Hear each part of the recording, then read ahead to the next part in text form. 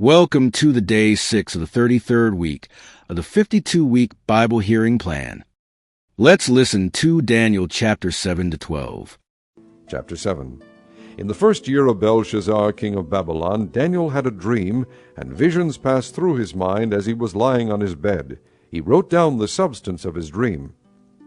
Daniel said, "In my vision at night I looked, and there before me were the four winds of heaven churning up the great sea. 4 great beasts, each different from the others, came up out of the sea. The first was like a lion, and it had the wings of an eagle. I watched until its wings were torn off, and it was lifted from the ground, so that it stood on 2 feet like a man, and the heart of a man was given to it. And there before me was a second beast, which looked like a bear. It was raised up on one of its sides, and it had 3 ribs in its mouth between its teeth. It was told, 'Get up and eat your fill of flesh.' After that I looked, and there before me was another beast, one that looked like a leopard, and on its back it had 4 wings like those of a bird. This beast had 4 heads, and it was given authority to rule. After that in my vision at night I looked, and there before me was a 4th beast, terrifying and frightening and very powerful. It had large iron teeth. It crushed and devoured its victims, and trampled under foot whatever was left. It was different from all the former beasts, and it had 10 horns. While I was thinking about the horns, there before me was another horn, a little one, which came up among them, and 3 of the first horns were uprooted before it. This horn had eyes like the eyes of a man, and a mouth that spoke boastfully. As I looked, thrones were set in place, and the Ancient of Days took his seat. His clothing was as white as snow, the hair of his head was white like wool. His throne was flaming with fire, and its wheels were all ablaze. A river of fire was flowing, coming out from before him. Thousands upon thousands attended him. 10,000 times 10,000 stood before him. The court was seated, and the books were opened. Then I continued to watch because of the boastful words the horn was speaking. I kept looking until the beast was slain, and its body destroyed and thrown into the blazing fire. The other beasts had been stripped of their authority, but were allowed to live for a period of time. In my vision at night I looked, and there before me was one like a son of man, coming with the clouds of heaven. He approached the Ancient of Days, and was led into his presence. He was given authority, glory, and sovereign power. All peoples, nations, and men of every language worshipped him. His dominion is an everlasting dominion that will not pass away, and his kingdom is one that will never be destroyed. I, Daniel, was troubled in spirit, and the visions that passed through my mind disturbed me. I approached one of those standing there, and asked him the true meaning of all this. So he told me and gave me the interpretation of these things. The 4 great beasts are 4 kingdoms that will rise from the earth. But the saints of the Most High will receive the kingdom, and will possess it forever. Yes, forever and ever. Then I wanted to know the true meaning of the 4th beast, which was different from all the others, and most terrifying, with its iron teeth and bronze claws, the beast that crushed and devoured its victims and trampled underfoot whatever was left. I also wanted to know about the 10 horns on its head, and about the other horn that came up, before which 3 of them fell, the horn that looked more imposing than the others, and that had eyes and a mouth that spoke boastfully. As I watched, this horn was waging war against the saints and defeating them, until the Ancient of Days came and pronounced judgment in favor of the saints of the Most High, and the time came when they possessed the kingdom. He gave me this explanation. The 4th beast is a 4th kingdom that will appear on earth. It will be different from all the other kingdoms, and will devour the whole earth, trampling it down and crushing it. The 10 horns are 10 kings who will come from this kingdom. After them another king will arise, different from the earlier ones. He will subdue 3 kings. He will speak against the Most High, and oppress his saints, and try to change the set times and the laws. The saints will be handed over to him for a time, times and a half a time. But the court will sit, and his power will be taken away, and completely destroyed forever. Then the sovereignty, power, and greatness of the kingdoms under the whole heaven will be handed over to the saints, the people of the Most High. His kingdom will be an everlasting kingdom, and all rulers will worship and obey him. This is the end of the matter. I, Daniel, was deeply troubled by my thoughts, and my face turned pale, but I kept the matter to myself. Chapter 8. In the 3rd year of King Belshazzar's reign, I, Daniel, had a vision after the one that had already appeared to me. In my vision I saw myself in the citadel of Susa in the province of Elam. In the vision I was beside the Ulai canal. I looked up, and there before me was a ram with 2 horns, standing beside the canal, and the horns were long. One of the horns was longer than the other, but grew up later. I watched the ram as he charged toward the west and the north and the south. No animal could stand against him, and none could rescue from his power. He did as he pleased and became great. As I was thinking about this, suddenly a goat with a prominent horn between his eyes came from the west, crossing the whole earth without touching the ground. He came toward the 2-horned ram I had seen standing beside the canal, and charged at him in great rage. I saw him attack the ram furiously, striking the ram and shattering his 2 horns. The ram was powerless to stand against him. The goat knocked him to the ground and trampled on him, and none could rescue the ram from his power. The goat became very great, but at the height of his power his large horn was broken off, and in its place 4 prominent horns grew up toward the 4 winds of heaven. Out of one of them came another horn, which started small but grew in power to the south, and to the east, and toward the beautiful land. It grew until it reached the host of the heavens, and it threw some of the starry host down to the earth and trampled on them. It set itself up to be as great as the prince of the host.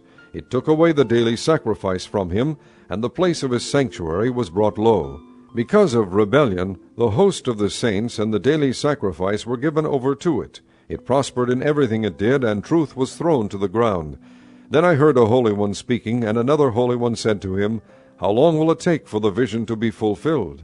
The vision concerning the daily sacrifice, the rebellion that causes desolation, and the surrender of the sanctuary, and of the host that will be trampled under foot. He said to me, It will take 2,300 evenings and mornings. Then the sanctuary will be reconsecrated. While I, Daniel, was watching the vision and trying to understand it, there before me stood one who looked like a man. And I heard a man's voice from the Ulai calling, Gabriel, tell this man the meaning of the vision. As he came near the place where I was standing, I was terrified and fell prostrate. Son of man, he said to me, understand that the vision concerns the time of the end. While he was speaking to me, I was in a deep sleep, with my face to the ground. Then he touched me and raised me to my feet. He said, I am going to tell you what will happen later in the time of wrath, because the vision concerns the appointed time of the end. The 2-horned ram that you saw represents the kings of Media and Persia. The shaggy goat is the king of Greece, and the large horn between his eyes is the first king. The 4 horns that replace the one that was broken off represent 4 kingdoms that will emerge from his nation, but will not have the same power. In the latter part of their reign, when rebels have become completely wicked, a stern-faced king, a master of intrigue, will arise. He will become very strong, but not by his own power. He will cause astounding devastation, and will succeed in whatever he does. He will destroy the mighty men and the holy people. He will cause deceit to prosper, and he will consider himself superior. When they feel secure, he will destroy many, and take his stand against the Prince of Princes. Yet he will be destroyed, but not by human power. The vision of the evenings and mornings that has been given you is true, but seal up the vision, for it concerns the distant future. I, Daniel, was exhausted and lay ill for several days. Then I got up and went about the king's business. I was appalled by the vision. It was beyond understanding. Chapter 9. In the 1st year of Darius, son of Xerxes, a Mede by descent, who was made ruler over the Babylonian kingdom, in the 1st year of his reign, I, Daniel, understood from the Scriptures, according to the word of the Lord given to Jeremiah the prophet, that the desolation of Jerusalem would last 70 years. So I turned to the Lord God and pleaded with him in prayer and petition, in fasting and in sackcloth and ashes. I prayed to the Lord my God and confessed, O Lord, the great and awesome God, who keeps his covenant of love with all who love him and obey his commands, we have sinned and done wrong. We have been wicked and have rebelled. We have turned away from your commands and laws. We have not listened to your servants the prophets, who spoke in your name to our kings, our princes, and our fathers, and to all the people of the land. Lord, you are righteous, but this day we are covered with shame, the men of Judah and people of Jerusalem and all Israel, both near and far, in all the countries where you have scattered us because of our unfaithfulness to you. O Lord, we and our kings, our princes and our fathers are covered with shame, because we have sinned against you. The Lord our God is merciful and forgiving, even though we have rebelled against him. We have not obeyed the Lord our God, or kept the laws he gave us through his servants the prophets. All Israel has transgressed your law, and turned away, refusing to obey you. Therefore the curses and sworn judgments written in the law of Moses, the servant of God, have been poured out on us, because we have sinned against you. You have fulfilled the word spoken against us and against our rulers by bringing upon us great disaster. Under the whole heaven nothing has ever been done like what has been done to Jerusalem. Just as it is written in the law of Moses, all this disaster has come upon us, yet we have not sought the favor of the Lord our God by turning from our sins and giving attention to your truth. The Lord did not hesitate to bring the disaster upon us, for the Lord our God is righteous in everything he does, yet we have not obeyed him. Now, O Lord our God, who brought your people out of Egypt with a mighty hand, and who made for yourself a name that endures to this day, we have sinned, we have done wrong. O Lord, in keeping with all your righteous acts, turn away your anger and your wrath from Jerusalem, your city, your holy hill. Our sins and the iniquities of our fathers have made Jerusalem and your people an object of scorn to all those around us. Now, our God, hear the prayers and petitions of your servant. For your sake, O Lord, look with favor on your desolate sanctuary. Give ear, O God, and hear. Open your eyes and see the desolation of the city that bears your name. We do not make requests of you because we are righteous, but because of your great mercy, O Lord. Listen, O Lord, forgive, O Lord, hear and act. For your sake, O my God, do not delay, because your city and your people bear your name. While I was speaking and praying, confessing my sin and the sin of my people Israel, and making my request to the Lord my God for his holy hill, while I was still in prayer, Gabriel, the man I had seen in the earlier vision, came to me in swift flight about the time of the evening sacrifice. He instructed me and said to me, Daniel, I have now come to give you insight and understanding. As soon as you began to pray, an answer was given, which I have come to tell you, for you are highly esteemed. Therefore consider the message and understand the vision. 70 sevens are decreed for your people and your holy city to finish transgression, to put an end to sin, to atone for wickedness, to bring in everlasting righteousness, to seal up vision and prophecy, and to anoint the most holy. Know and understand this, from the issuing of the decree to restore and rebuild Jerusalem, until the Anointed One, the ruler, comes, there will be 7 sevens and 62 sevens. It will be rebuilt with streets and a trench, but in times of trouble. After the 62 sevens, the Anointed One will be cut off, and will have nothing. The people of the ruler who will come will destroy the city and the sanctuary. The end will come like a flood. War will continue until the end, and desolations have been decreed. He will confirm a covenant with many for 1 7. In the middle of the 7, he will put an end to sacrifice and offering. And on a wing of the temple he will set up an abomination that causes desolation, until the end that is decreed is poured out on him. Chapter 10. In the 3rd year of Cyrus, king of Persia, a revelation was given to Daniel, who was called Belteshazzar. Its message was true, and it concerned a great war. The understanding of the message came to him in a vision. At that time I, Daniel, mourned for 3 weeks. I ate no choice food, no meat or wine touched my lips, and I used no lotions at all until the 3 weeks were over. On the 24th day of the 1st month, as I was standing on the bank of the great river, the Tigris, I looked up, and there before me was a man dressed in linen, with a belt of the finest gold around his waist. His body was like chrysolite, his face like lightning, his eyes like flaming torches, his arms and legs like the gleam of burnished bronze, and his voice like the sound of a multitude. I, Daniel, was the only one who saw the vision. The men with me did not see it, but such terror overwhelmed them that they fled and hid themselves. So I was left alone, gazing at this great vision. I had no strength left. My face turned deathly pale, and I was helpless. Then I heard him speaking, and as I listened to him I fell into a deep sleep, my face to the ground. A hand touched me and set me trembling on my hands and knees. He said, Daniel, you who are highly esteemed, Consider carefully the words I am about to speak to you, and stand up, for I have now been sent to you." And when he said this to me, I stood up trembling.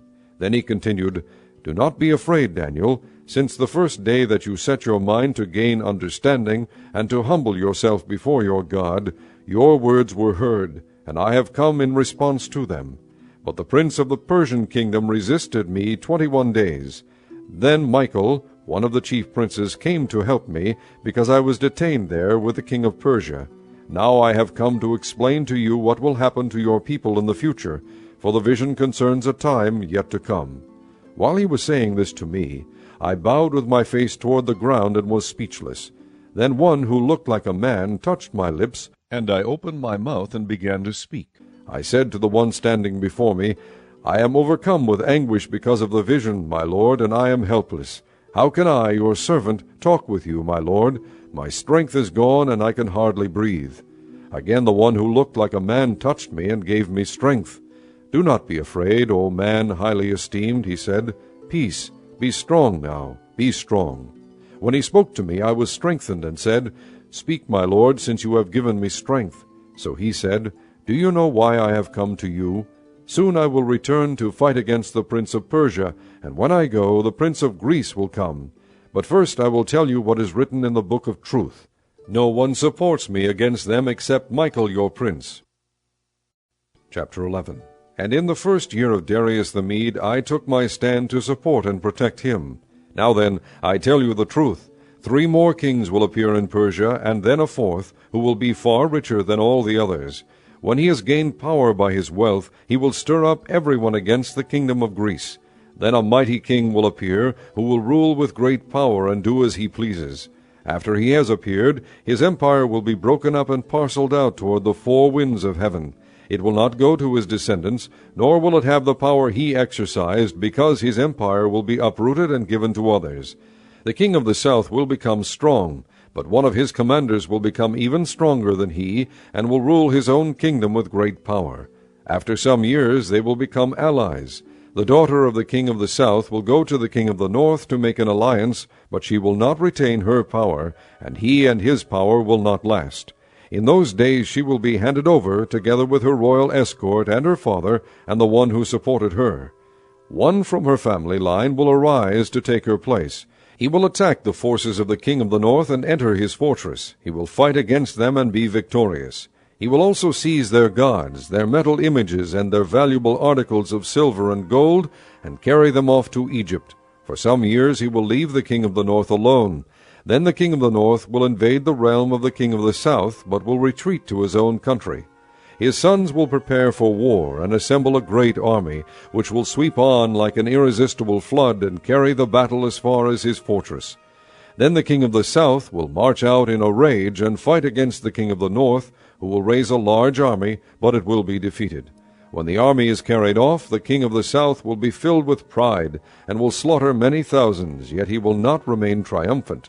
For the king of the north will muster another army, larger than the first, and after several years he will advance with a huge army fully equipped. In those times many will rise against the king of the south.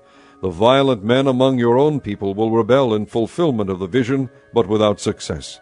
Then the king of the north will come and build up siege ramps, and will capture a fortified city. The forces of the south will be powerless to resist. Even their best troops will not have the strength to stand. The invader will do as he pleases.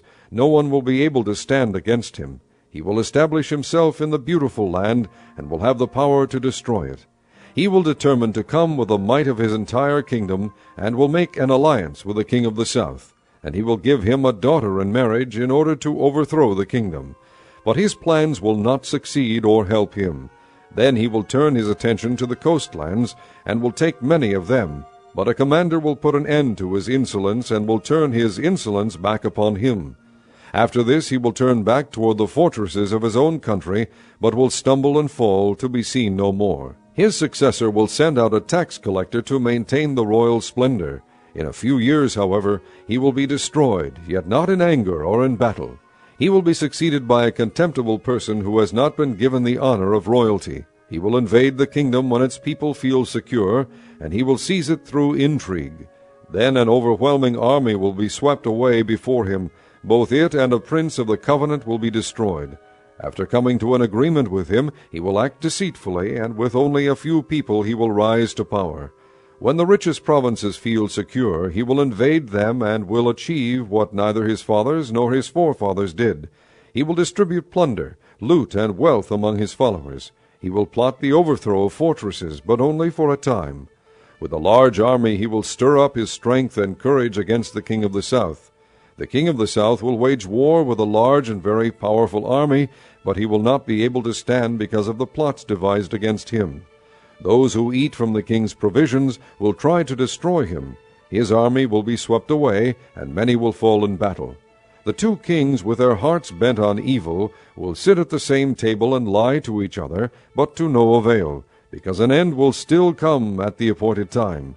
The king of the north will return to his own country with great wealth, but his heart will be set against the holy covenant. He will take action against it, and then return to his own country. At the appointed time he will invade the south again, but this time the outcome will be different from what it was before. Ships of the western coastlands will oppose him, and he will lose heart. Then he will turn back and vent his fury against the holy covenant. He will return and show favor to those who forsake the holy covenant. His armed forces will rise up to desecrate the temple fortress, and will abolish the daily sacrifice. Then they will set up the abomination that causes desolation. With flattery he will corrupt those who have violated the covenant, but the people who know their God will firmly resist him. Those who are wise will instruct many, though for a time they will fall by the sword, or be burned or captured or plundered. When they fall, they will receive a little help, and many who are not sincere will join them.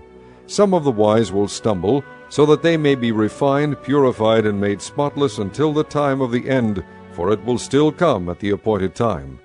The king will do as he pleases. He will exalt and magnify himself above every god, and will say unheard of things against the God of gods. He will be successful until the time of wrath is completed, for what has been determined must take place. He will show no regard for the gods of his fathers, or for the one desired by women, nor will he regard any god, but will exalt himself above them all. Instead of them he will honor a god of fortresses, a god unknown to his fathers. He will honor with gold and silver, with precious stones and costly gifts. He will attack the mightiest fortresses with the help of a foreign god, and will greatly honor those who acknowledge him. He will make them rulers over many people, and will distribute the land at a price. At the time of the end the king of the south will engage him in battle, and the king of the north will storm out against him with chariots and cavalry and a great fleet of ships. He will invade many countries and sweep through them like a flood. He will also invade the beautiful land. Many countries will fall, but Edom, Moab, and the leaders of Ammon will be delivered from his hand. He will extend his power over many countries. Egypt will not escape. He will gain control of the treasures of gold and silver and all the riches of Egypt, with the Libyans and Nubians in submission. But reports from the east and the north will alarm him, and he will set out in a great rage to destroy and annihilate many. He will pitch his royal tents between the seas at the beautiful holy mountain. Yet he will come to his end, and no one will help him. Chapter 12. At that time Michael, the great prince who protects your people, will arise. There will be a time of distress such as has not happened from the beginning of nations until then. But at that time your people, everyone whose name is found written in the book, will be delivered. Multitudes who sleep in the dust of the earth will awake, some to everlasting life, others to shame and everlasting contempt. Those who are wise will shine like the brightness of the heavens, and those who lead many to righteousness like the stars forever and ever. But you, Daniel, close up and seal the words of the scroll until the time of the end. Many will go here and there to increase knowledge. Then I, Daniel, looked, and there before me stood two others, one on this bank of the river, and one on the opposite bank. One of them said to the man clothed in linen, who was above the waters of the river, How long will it be before these astonishing things are fulfilled? The man clothed in linen, who was above the waters of the river, lifted his right hand and his left hand toward heaven, and I heard him swear by him who lives forever, saying, It will be for a time, times and a half a time.